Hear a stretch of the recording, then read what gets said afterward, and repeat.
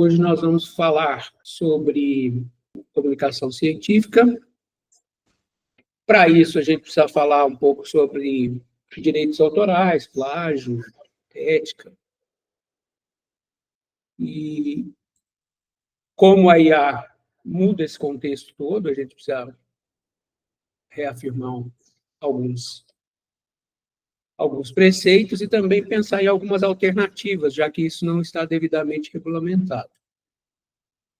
Eu acho que vocês já devem ter uma boa percepção e uma boa construção desses conceitos, mas é bom falarmos um pouco sobre os direitos autorais, porque eles estão relacionados com a necessidade de citação e com os formatos de publicação.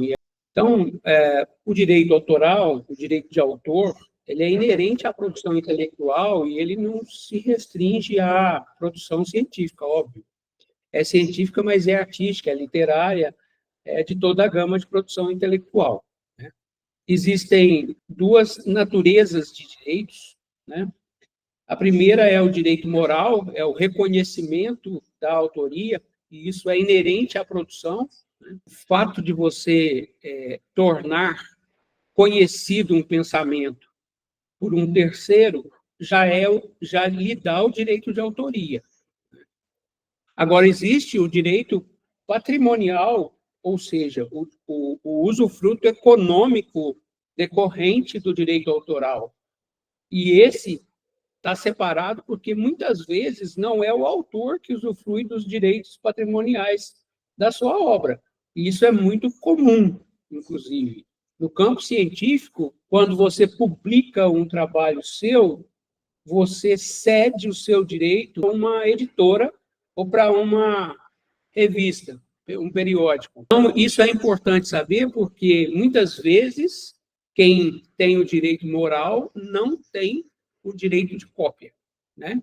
O direito do usufruto econômico, financeiro da sua produção, né? E existe uma proteção legal, a Lei de Direitos Autorais aqui no Brasil é essa que eu coloquei aqui na tela, que é a 9.610 de 98, né? E ela garante a proteção de autoria desde a criação, que é o que eu disse para vocês, mas ela também estabelece essas possibilidades e essas formas de cessão de direito. No contexto acadêmico, nós temos que pensar que, além disso, o respeito de autoria significa reconhecer uma contribuição intelectual, né? Então, quando você cita, você, ao mesmo tempo, reconhece um direito moral do autor, que é o direito de autoria, e reconhece um direito intelectual de produção de outros pesquisadores, né? Então, essa forma de citação e de referenciação que a gente utiliza na academia, ela é muito importante, e ela é e é um erro grave desconsiderar a citação. Até que ponto nós conseguimos garantir a voz autoral nossa nas produções, né? O que é inspiração e o que é cópia? Primeiro, a inspiração legítima não está relacionada a fazer tudo do zero, que a gente tem leituras de múltiplas fontes. É óbvio que a gente, ao longo do tempo, absorve conceitos, desenvolve sínteses e desenvolve argumentação. Então, a autoria e a inspiração legítima, que tudo que a gente lê e tem contato de outros autores nos provoca, ela é fonte de inspiração. Se eu cito, a partir da minha argumentação e da minha síntese, os autores que eu li, está tudo certo. A construção original é usar a ideia alheia como ponto de partida para criar algo novo. Adiciono nela uma análise, exemplos próprios, conexões que não foram pensadas, e isso também é legítimo. Agora, o que é uma cópia inadequada? né? Uma cópia inadequada é você reproduzir, e não é só reproduzir um trecho de texto, não. É você reproduzir estruturas, argumentos, frases, sem transformação genuína.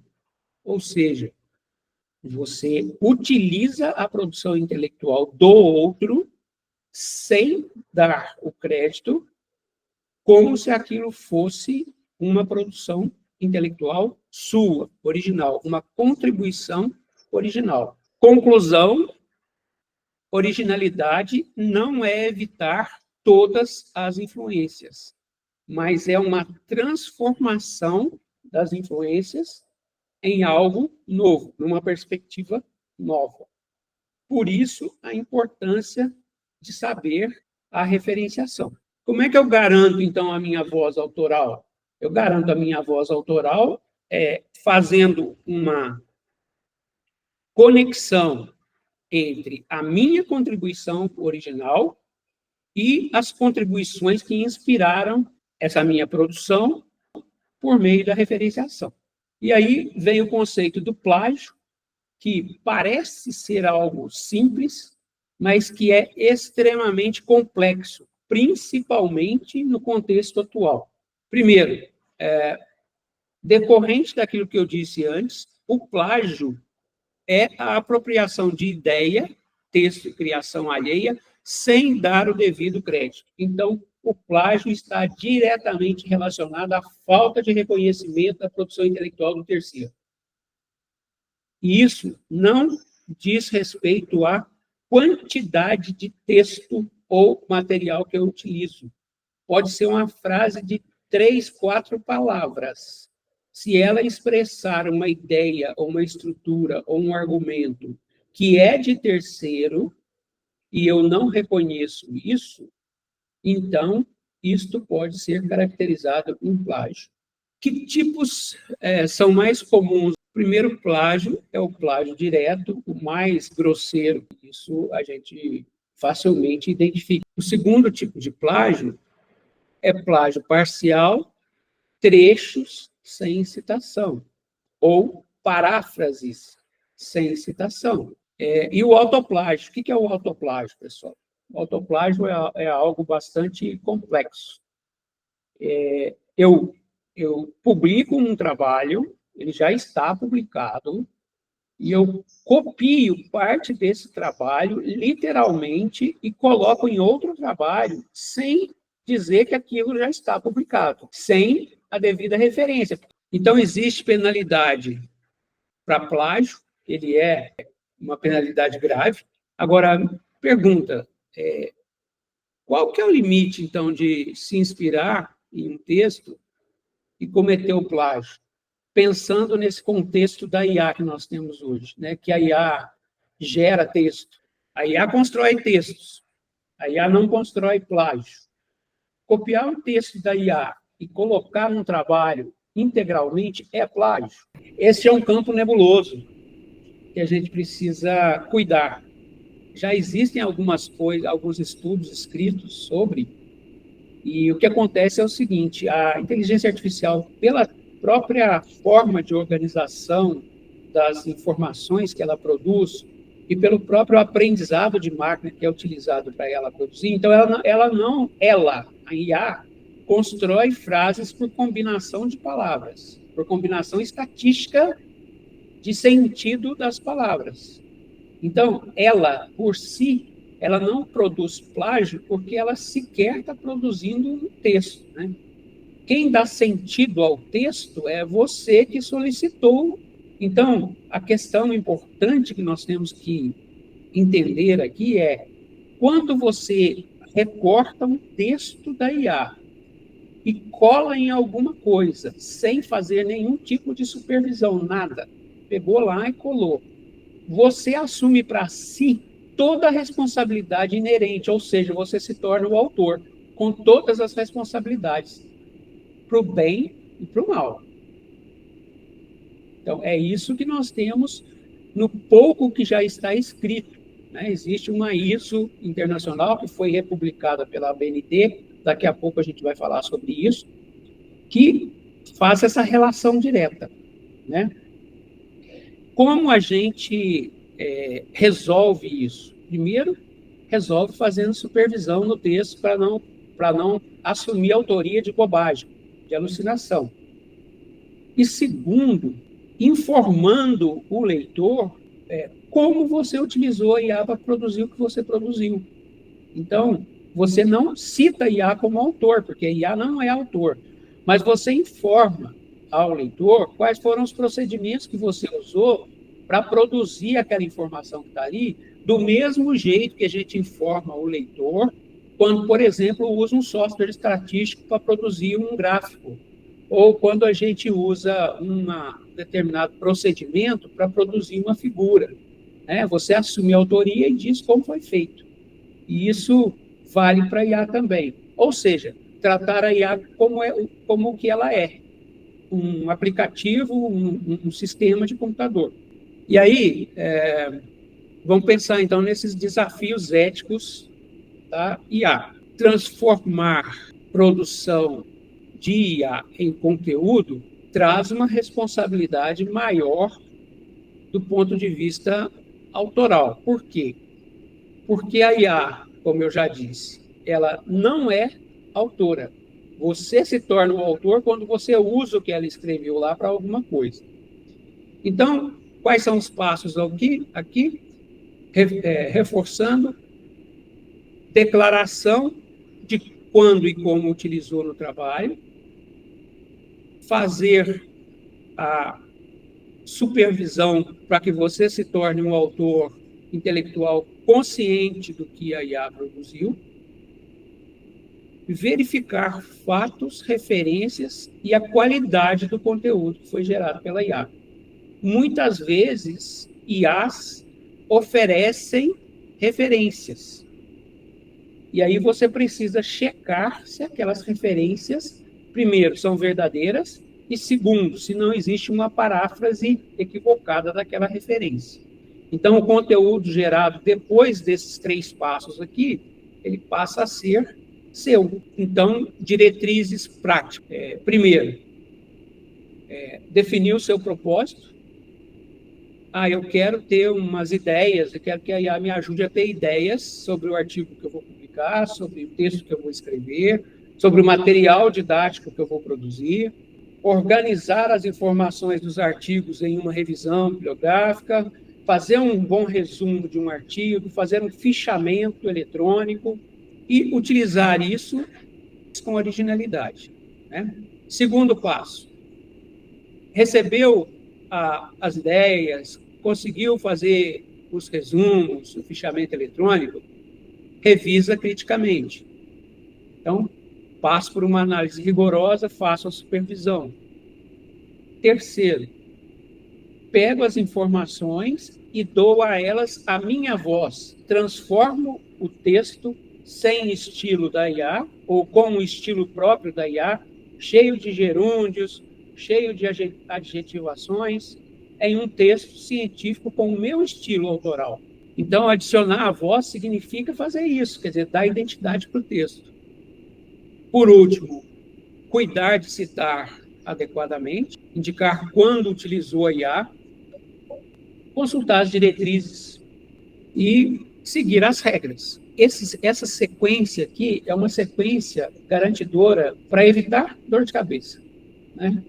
Isso aqui evita dores de cabeça. E eu vou mostrar para vocês como isso está se tornando imprescindível na atualidade. A gente vai fazer algumas atividades com softwares que fazem mais do que vocês já viram as IAs fazerem. IAs especializadas que escrevem parafraseando e já escrevem dando autoria. Eu vou mostrar para vocês. O primeiro recurso se chama Genie.ai, com 2 N's. No Genie, vocês vão ter que criar um usuário. Então, na tela, ele vai fazer um título padrão, um título criativo ou sem título. Tá? Eu vou deixar ele com o título padrão aqui, e ele pede para eu descrever o que eu quero fazer. Eu quero fazer aqui Coloquei aqui uma questão: plágio e uso da IA na produção intelectual, como resolver? Vou pedir para ele começar a escrever aqui, ó. Presta atenção, pessoal. Ele criou um texto aqui, um título, criou uma seção chamada Introdução, uma seção chamada Revisão de Literatura, uma seção chamada Metodologia e Resultados. O que ele está fazendo aqui? Discussão, conclusão. Criou uma estrutura de artigo, certo? Aí, olha só, ele ofereceu uma primeira frase para a introdução aqui, ó. A crescente integração de ferramentas de IA na produção intelectual tem ampliado, ele está oferecendo uma referência bibliográfica. Eu posso aceitar ou eu posso pedir outra. Eu não gostei dessa frase, então vou pedir outra. Ele criou outra. Um outro autor. Aceitei. Ele vai fazer a próxima frase. E colocou uma referência. Eu vou aceitar. Aí eu vou deixar essas 3 frases aqui, começou a fazer a revisão de literatura.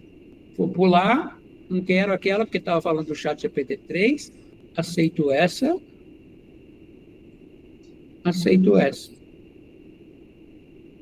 Olha só, daí eu ponho em cima do nome, ele me diz qual é aquela publicação, onde ela está publicada, me mostra aqui o resumo e permite que eu abra o texto quando ele for acesso livre. Então, isso aqui é de quem? Vou mostrar um outro recurso, que eu abri aqui também, é o chatpdf.com.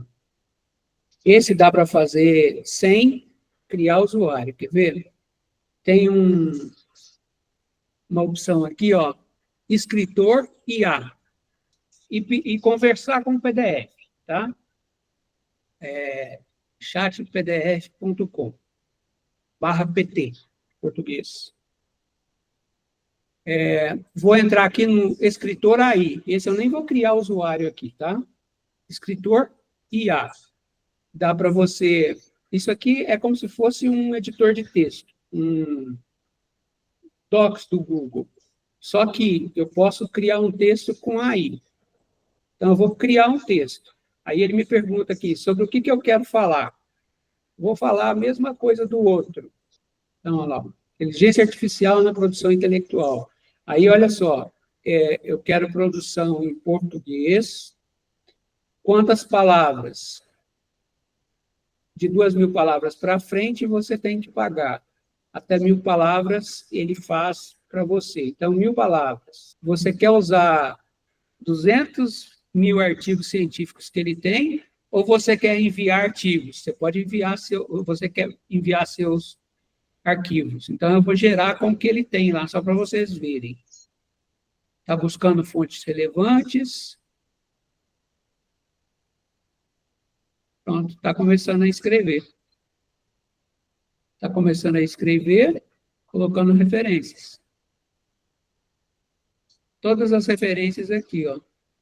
Isso é uma escrita diferente daquela escrita que a gente viu lá no Gemini, concorda? Porque é uma escrita referenciada. E aí, se eu clicar aqui, ó, ele vai me dizer também aonde é que está e eu posso ver o artigo. Está aqui o artigo.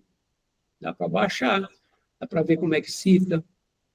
Fez a mesma coisa que o Jenny fez, só que esse aqui ainda acrescenta uma questão mais intuitiva de colocar os PDFs para poder gerar o texto. Ou seja, se você tiver os textos de revisão de bibliografia, você entrega os textos para ele e ele vai produzir um texto completo sobre. Qualquer pessoa pode, que dominar o uso operacional disso, pode vir aqui e pedir um tema, ele vai construir um artigo e eu posso publicar lá no LinkedIn, no Facebook, como se fosse o autor do texto. Né? Só que eu nem li o texto. Né? Essa é a questão, eu nem li o texto, mas eu me torno autor do texto. Né? Então, isso é bastante complexo do ponto de vista do que é direito autoral, propriedade intelectual. E aí a gente vê os casos na academia, né? Na graduação, principalmente, né? O professor pede trabalho, aí nesse cenário aqui, né, que eu coloquei aqui, o professor deu um tema, a pessoa, eu pedi ao ChatGPT, ao Notebook LM, para escrever uma resenha completa de um texto, né? Copiei, ou pedi ali para o Jenny escrever para mim a resenha, mudei algumas palavras, né? E entreguei para o professor, né? Mas não disse que eu usei IA. E aí, quais são os problemas aqui, né? Primeiro, falta de transparência no uso da IA, né? Segundo, ausência de análise crítica própria, porque eu não li o texto para poder fazer a resenha, né? Se eu não li, não houve a leitura. Se não houve a leitura, houve uma substituição do trabalho intelectual. Se houve uma substituição do trabalho intelectual, não houve aprendizado. Porque, afinal de contas, aquela leitura para a produção da resenha era para se construir uma habilidade cognitiva de síntese que não foi realizada. E qual que seria a alternativa, então? Seria a alternativa adequada: ler o artigo completamente, primeiro, né? Depois, inseri-lo na IA para pedir para organizar as ideias, né?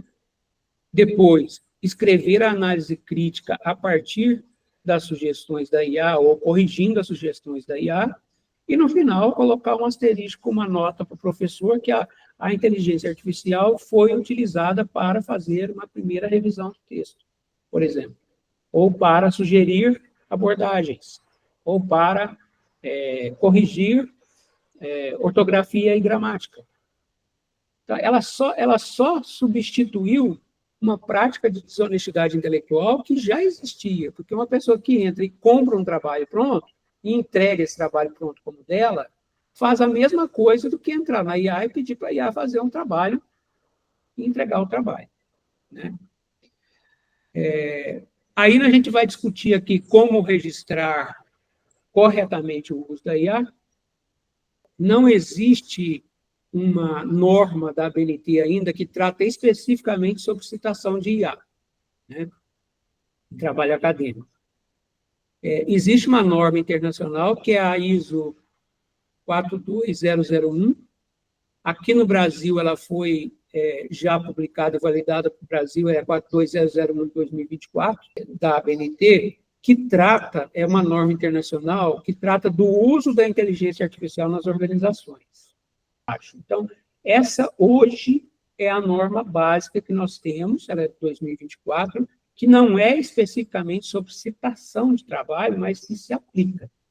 O que eu fiz foi reunir aqui os principais aspectos relacionados a isso, para que a gente possa usar com uma certa segurança aqui na academia, sendo que nós ainda não temos um regramento específico sobre o uso de IA.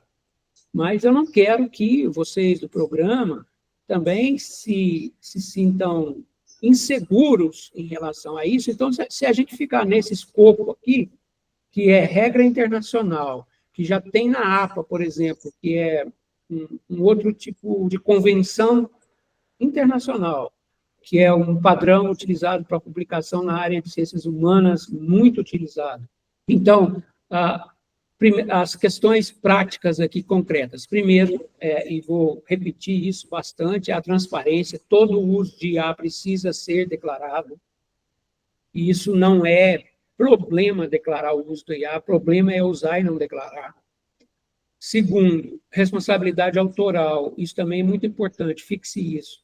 O autor humano é sempre responsável pelo conteúdo final, inclusive pelos erros da IA. Então, se você recorta e cola, você está assumindo toda a responsabilidade.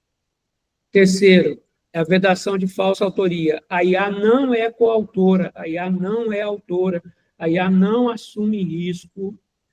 As empresas proprietárias de IA são muito espertas. Se você olhar no Gemini, se você olhar no ChatGPT ou em outra qualquer, tem uma frasezinha quase apagada lá embaixo, pequenininha, escrito assim, que não se garante o conteúdo produzido e que é preciso de supervisão. Vamos pegar o nosso amigo Gemini aqui, ó. Olha o que está escrito aqui embaixo, pequenininho, ó. O Gemini pode cometer erros. Por isso, é bom checar as respostas. Sabe para que serve essa frase aqui? É porque se você utilizar esse texto que eu acabei de colocar aqui e dizer, e ele gerar um BO sério, você disser, não, isso aqui foi produzido pelo Gemini, a Google vai dizer o seguinte, olha, eu avisei o usuário que podia cometer erro, mas ele usou assim mesmo. Redação de falsa autoria diz respeito a isso. Restrições por gênero de texto, porque a gente sabe que a IA ela tem um gênero textual, né? E o gênero textual acadêmico, científico, ele é um pouco diferente do gênero textual da IA. Então, essa restrição de gênero também é um tipo de observação que a gente precisa, né, ter em mente. Quer dizer, quais são os marcadores de gênero da IA? Então, essas coisas precisam ser observadas. E aí, como é que cita, então, a IA? Né?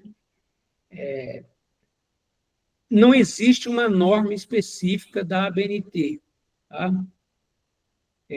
Como eu disse, a APA já tem regras, eu fui dar uma olhada nisso e eu acho que são bastante utilizáveis para nós, porque não fere em nada o que a gente já tem na ABNT.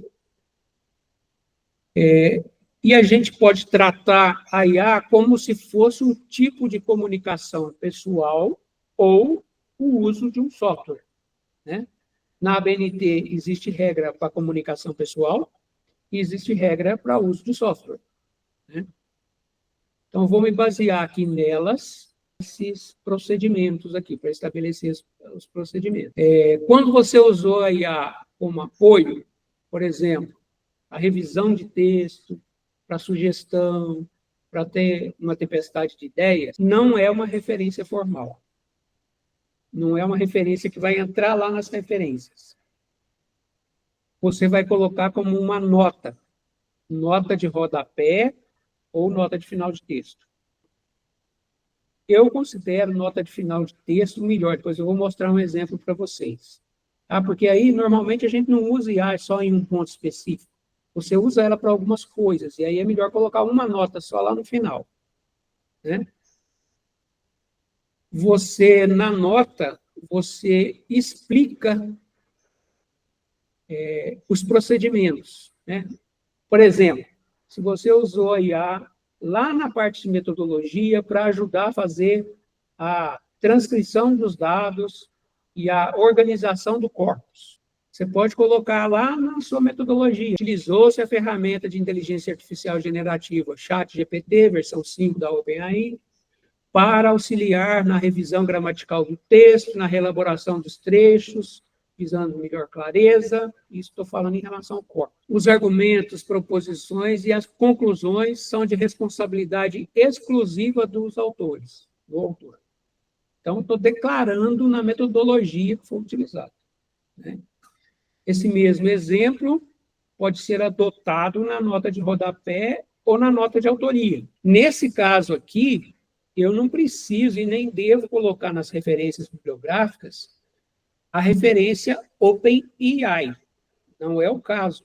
Quando a IA for utilizada para aprimorar redação, aí eu dei uma sugestão aqui, no título, por exemplo, na introdução, eu coloco uma nota de rodapé na introdução com umzinho lá, né?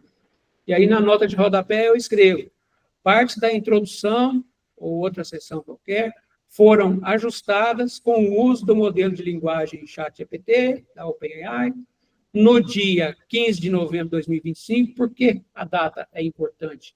Porque eles mudam as versões, eles mudam os treinamentos, utilizando o prompt. Abre aspas, escreve o prompt que você utilizou. E aí, você está declarando, com toda a honestidade possível, que você utilizou o ChatGPT no dia tal, com o prompt tal, quando citar um trecho entre aspas. Vamos supor que eu estou pesquisando sobre diálogos com a inteligência artificial.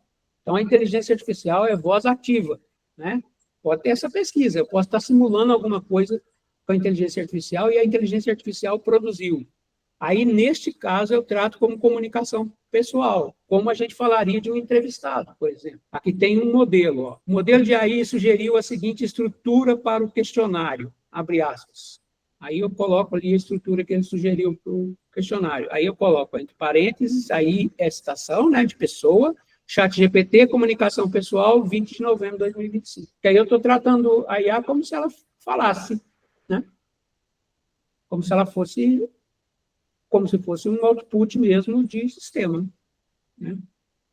E aí, sim, lá nas referências, aí vai ter essa referência aqui, ó, OpenAI, ChatGPT-5, Large Language Model, 2025, disponível em, acesso em.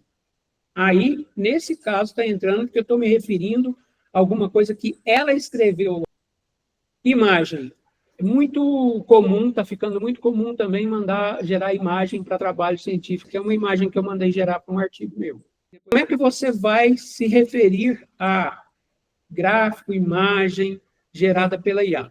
Isso aqui é normal, né? Figura 1, ilustração do que é a figura. Aí embaixo você vai colocar fonte, criado pelo autor, com auxílio da ferramenta. Aí eu coloquei aqui, ó, Napkin AI. Coloco uma nota de rodapé. Na nota de rodapé, a figura foi gerada por meio do sistema Napkin AI a partir do prompt. E aí coloco o prompt que eu usei para gerar a figura, porque aí eu não estou omitindo que a figura foi gerada por IA.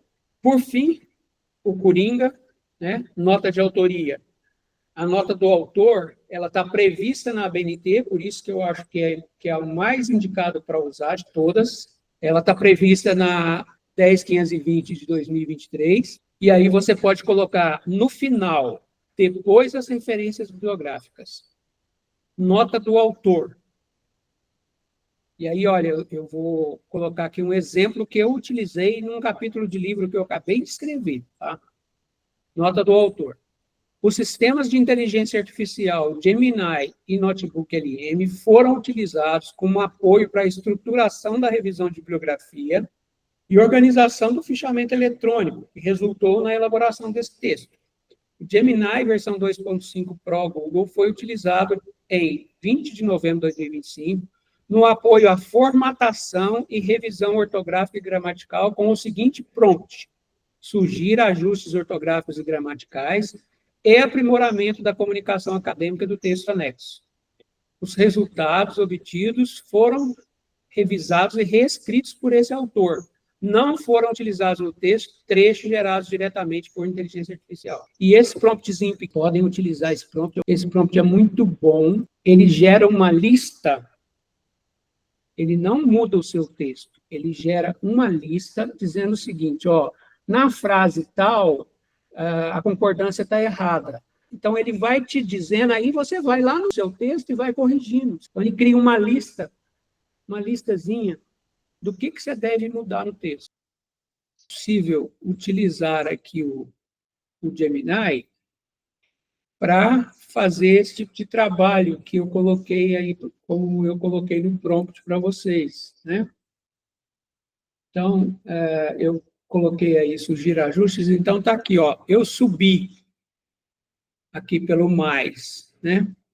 Pelo mais. Aqui, ó. Eu enviar arquivos. Eu enviei um arquivo de um artigo científico e o manual de normalização, tá? E escrevi lá, ó, sugira ajustes ortográficos, gramaticais e aprimoramento da comunicação acadêmica do texto anexo. Completei aqui, ó, vou colocar para vocês, no mesmo prompt eu completei isso, ó. Sugira correção de erros de aplicação da norma descrita no manual anexo, que é o manual de normas da UFRGS, com base no texto. E aí, deu o nome do texto lá, que é o artigo, e no cruzamento com as regras. E aí, deu o nome do livro, que é o manual da UFLA. Aqui estão as sugestões. Primeiras sugestões, né? Tópico 1. Ajustes de estilo e comunicação acadêmica, foi o que eu pedi para ele. O texto apresenta uma linguagem clara, mas tende a usar construções um pouco coloquiais ou redundantes para um artigo científico. Original. A tecnologia avança e revoluciona o mundo a um ritmo acelerado. É uma frase muito genérica e batida em inícios de artigos. É verdade. E tem um outro problema. É uma frase que não tem sustentação, porque não foi indicada a referência. Aí depois vem as correções de norma. Contou que não usa mais o sinal maior e menor para indicar link, abreviatura, página. Então, pegou a norma e está aplicando a norma. Isto é diferente de pedir para reescrever. Então, dica para vocês aprimorarem aí a produção.